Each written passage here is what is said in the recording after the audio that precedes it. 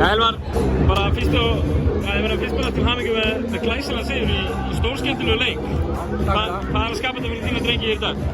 Það eru, ég myndi segja að það spilu allir bara mjög vel og við erum allir að spila með meistarafloknum, allir á æfingum og fá að sitja á bekknum. Þannig að það eru allir með reynslu og kunna að loka leikjum eins og við gerum hérna í lokin. Nú ert þú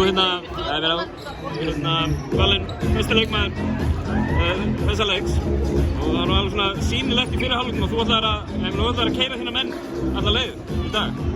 Já, það er svona mín leikstíl að koma öðrum í gang og leyfa öðrum að vera með skotin hjá mig. Ég tók alltaf mörg skot og ég voru ekki alveg að detta.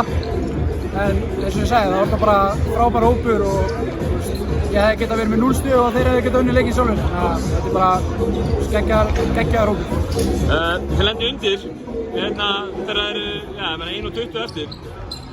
Nokkrum stigum undir og það er ekki mikið skorað í þessu leik. Þetta var flottur varnarleik svona það að segja. Var eitthvað að fara um þína menn á þessu tímamóti? Nei, við vorum bara orðnir þreyttir og fara að gera einhverja vitleysu. Og já, svo var ég með þetta play til að jafna leikinn og svo eftir það bara spiluðum við frábæra vörn og það er bara skýrsköpun. Var ekki bróðinn sem setti vítinn niður og kom ykkur yfir? Já, bróðinn sem setti vítinn. Treystir hún fyrir þessum vítum? Já, sjálfsögðu. Hann var í Haukum og er búinn að taka miklum framförum síðan hann kom yfir í Breiðablik. Þannig að ég er bara mjög stoltur af þessu bróðir og liðsmaður. Taplausið það sem hafa verið í vetur, það er alveg að koma vor. Ég ljóti að vera haldið í þetta. Já, það er ennþá nokkrir leikir eftir, þannig að við erum bara að sjá hvað gerist. Geggjað. Til hamingju. Takk.